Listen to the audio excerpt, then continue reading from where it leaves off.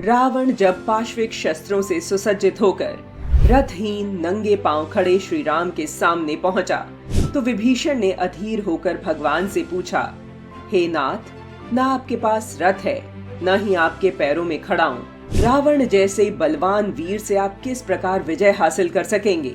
तो विभीषण से श्री राम ने कहा, जिस विजय रथ के पहिए शौर्य और धैर्य हैं, सत्य और शील ध्वजा पताका है, बुद्धि प्रचंड शक्ति है, श्रेष्ठ विज्ञान कठिन धनुष है, अचल मन तरकश है, ज्ञानी गुरु का आशीर्वाद रूप कवच है, उसकी पराजय असंभव है। जब तक ध्वज और पताका रणभूमि में दिखती रहती है, रथी सकुशल माना जाता है।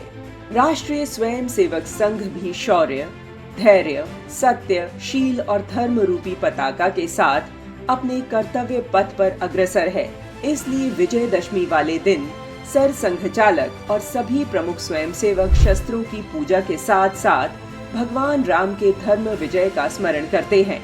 इस अवसर पर नागपुर में संघ के सरसंघ चालक का विजयदशमी भाषण भी होता है, जो वर्ष का विशेष उद्बोधन होता है, जिसका सभी स्वयंसेवकों के लिए विशेष महत्व होता है।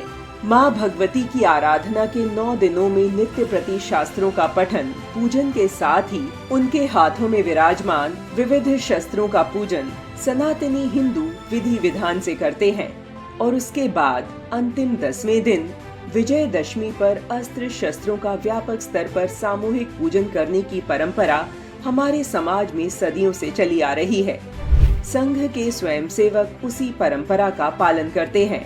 इस अवसर पर शस्त्रों की पूजा से संघ समाज के शक्तिशाली और समर्थ होने की कामना करता है, क्योंकि एक समर्थ और शक्ति संपन्न समाज से ही राष्ट्र वैभवशाली बनेगा। राष्ट्र को परम वैभव पर पहुंचाना ही संघ का उद्देश्य है। हमारे ऋषि मुनि अरण्यों में रहने के बाद भी शास्त्र के साथ शस्त्र की शिक्षा देते रहे। राष्ट्रीय स्वयंसेवक संघ भगवान श्री राम के नैतिक और मर्यादित आचरण से शिक्षा लेने की प्रेरणा समाज को देता है।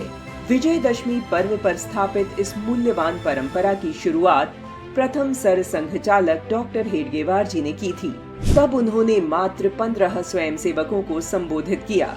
उन्हीं मूल्यों और परंपराओं पर बढ़ते हुए आज संघ विराट वटवृक्ष बनकर खड़ा है और गर्व से सनातन ध्वज पताका को फहरा रहा है।